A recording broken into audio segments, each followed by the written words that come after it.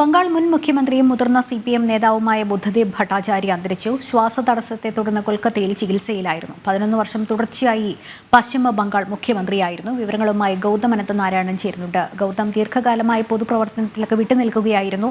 വാർദ്ധക്യ സഹജമായ അസുഖങ്ങളെ തുടർന്നാണ് അന്ത്യമെന്ന് മനസ്സിലാകുന്നു. കൂടുതൽ വിവരങ്ങൾ എന്തൊക്കെയാണ്? സംസ്കാരവും മറ്റും സംബന്ധിച്ചൊക്കെ നമുക്ക് എന്തെങ്കിലും സൂചനകൾ കിട്ടുന്നുണ്ടോ? ലക്ഷ്മി, അല്പസമയം മുൻപാണ് ബുദ്ധദേവ് ഭട്ടാചാര്യയുടെ മരണം സംബന്ധിച്ചുള്ള വാർത്തകൾ പുറത്തു വന്നത്.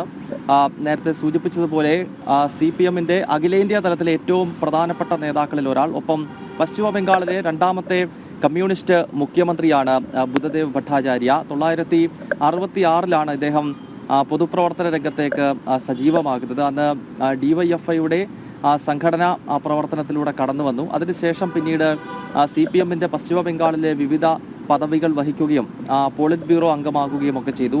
1977 മുതൽ 2000 വരെ പശ്ചിമ ബംഗാളിൽ അധികാരത്തിലിരുന്നത് ജ്യോതി ബസുവാണ്. നമുക്കറിയാം, കൂടുതൽ കാലം കമ്മ്യൂണിസ്റ്റ് പാർട്ടിക്ക് 37 വർഷക്കാലം പശ്ചിമ ബംഗാളിൽ ഭരിക്കാൻ അവസരം ലഭിച്ചപ്പോൾ അതിൻ്റെ 23 വർഷക്കാലം അവിടെ അധികാരത്തിലുണ്ടായിരുന്നത് ജ്യോതി ബസു തുടർച്ചയായി അത്രയും നാൾ മുഖ്യമന്ത്രിയായി. അതിനുശേഷം ജ്യോതി ബസു 2000 നവംബർ മാസത്തിൽ മുഖ്യമന്ത്രി സ്ഥാനം ഒഴിയുന്ന ഘട്ടത്തിലാണ് പിന്നീട് ബുദ്ധദേവ് ഭട്ടാചാര്യ ആ പദവിയിലേക്ക് എത്തുന്നത്. 2001-ലും 2006-ലും നടന്ന നിയമസഭാ തെരഞ്ഞെടുപ്പുകളിൽ ബുദ്ധദേവ് ഭട്ടാചാര്യയുടെ നേതൃത്വത്തിൽ CPM അവിടെ അധികാരം പിടിച്ചു. പക്ഷേ ഏറ്റവും ശ്രദ്ധേയമെന്നത് പശ്ചിമ ബംഗാൾ എന്ന ഇന്ത്യയിൽ CPM-ന് ചൂണ്ടിക്കാണിക്കാൻ കഴിഞ്ഞ ചുരുക്കം അവരുടെ ശക്തി കേന്ദ്രങ്ങളിലൊന്നായ ആ സംസ്ഥാനത്ത് അവരുടെ പാർട്ടിയുടെ പതനത്തിന് വഴിവെക്കുന്നതും ഈ ബുദ്ധദേവ് ഭട്ടാചാര്യയുടെ കാലത്ത് നടന്നിട്ടുള്ള സംഭവ വികാസങ്ങൾ തന്നെയാണ്. കാരണം CPM പശ്ചിമ ബംഗാളിൽ പല ഘട്ടങ്ങളിൽ അവർ അധികാരത്തിലേറിയതിൻ്റെ അടിസ്ഥാനപരമായ കാരണം കർഷകരെ മുൻനിർത്തിക്കൊണ്ടും അല്ലെങ്കിൽ കർഷകരുടെ പാർട്ടിയെന്നും പാവപ്പെട്ടവൻ്റെ പാർട്ടിയെന്നും പ്രഖ്യാപനങ്ങൾ നടത്തിക്കൊണ്ടാണ്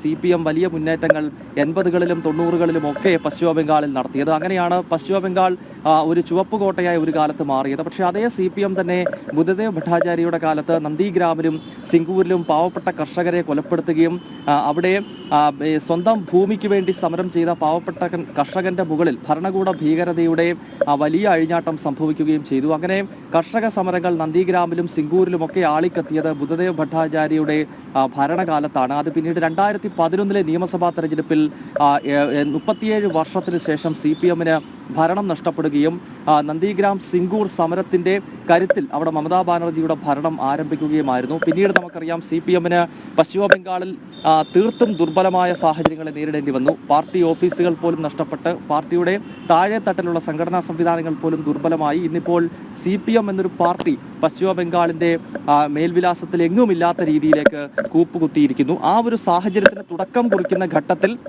അല്ലെങ്കിൽ CPM-ന് പതിറ്റാണ്ടുകൾ നിലനിർത്താൻ കഴിഞ്ഞ അവരുടെ സ്വാധീനവും ഭരണവും പശ്ചിമ ബംഗാളിന്റെ മണ്ണിൽ അവസാനിക്കുന്നതും ഇതേ ബുദ്ധദേവ് ഭട്ടാചാര്യയുടെ കാലത്താണ് എന്നതുകൂടി ശ്രദ്ധേയമാണ്. 2011-ലെ നിയമസഭാ തെരഞ്ഞെടുപ്പിൽ ബുദ്ധദേവ് ഭട്ടാചാര്യ തന്നെ സ്വന്തം മണ്ഡലത്തിൽ പരാജയപ്പെടുന്ന സാഹചര്യമുണ്ടായി. പശ്ചിമ ബംഗാളിന്റെ ചരിത്രത്തിൽ 3 മുഖ്യമന്ത്രിമാർ മാത്രമാണ് സ്വന്തം മണ്ഡലത്തിൽ പരാജയപ്പെട്ടിട്ടുള്ളത്. അതിലൊന്ന് ഈ ബുദ്ധദേവ് ഭട്ടാചാര്യയും ഇപ്പോഴത്തെ മുഖ്യമന്ത്രി മമതാ ബാനർജി കഴിഞ്ഞ തെരഞ്ഞെടുപ്പിൽ നന്ദിഗ്രാമിൽ തോറ്റിരുന്നു.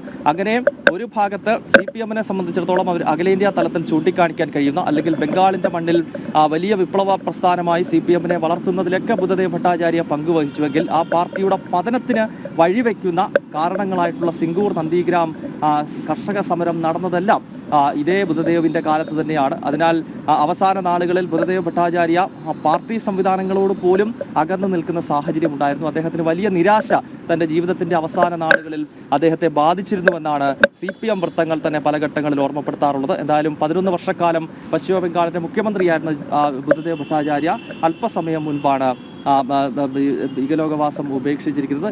80 വയസ്സായിരുന്നു ബുദ്ധദേവിന്. 34 വർഷം നീണ്ട ഇടത് ഭരണത്തിന്റെ അന്ത്യം കുറിക്കുന്നത് ബുദ്ധദേവ് ഭട്ടാചാര്യയുടെ കാലത്ത് തന്നെയായിരുന്നു. കുറച്ചു കാലമായി CPM കേന്ദ്രങ്ങളിൽ നിന്ന് ആ ഒരു സർക്കിളിൽ നിന്ന് അകന്നു നിൽക്കുകയായിരുന്നു ഇദ്ദേഹം എന്നുള്ളത്. എന്തായാലും വാർദ്ധക്യ സഹജമായ അസുഖങ്ങളുണ്ടായിരുന്നു, ശ്വാസകോശ സംബന്ധമായ പ്രശ്നങ്ങളുണ്ടായിരുന്നു. ശ്വാസതടസ്സത്തെ തുടർന്ന് കൊൽക്കത്തയിൽ ചികിത്സയിലായിരുന്നു. വിവരങ്ങളാണ് ഗൗതം നൽകിയത്.